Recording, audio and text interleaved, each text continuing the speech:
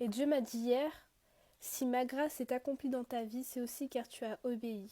Tu m'as obéi. Sans cette obéissance, je ne peux rien faire dans ta vie. Le plus important dans ta marche avec Dieu, c'est vraiment d'être obéissant.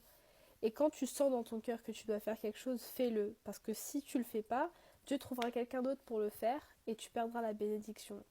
J'illustre ce que je dis avec l'histoire de la reine Esther qui, grâce à son obéissance, a sauvé le peuple juif.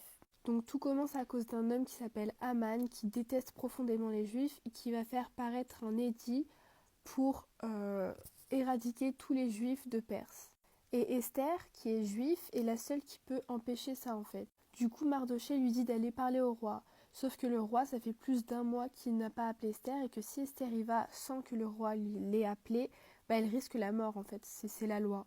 Et donc avant qu'elle prenne la décision d'aller vers le roi, Mardochée il dit « Car si tu te tais maintenant, le secours et la délivrance surgiront d'autre part pour les Juifs, et toi et la maison de ton père vous périrez. » Donc bien sûr, Esther est allée vers le roi a décidé de l'épargner, elle a pu lui raconter les plans d'Aman, elle a pu lui dire qu'elle était juive, et il a pu enlever le décret, en partie, enfin ils ont pu se défendre, et du coup le peuple juif a été sauvé.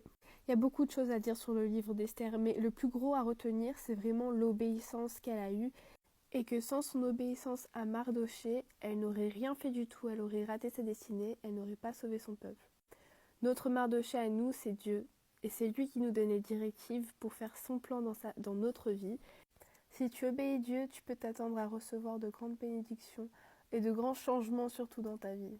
En tout cas, au moins en toi.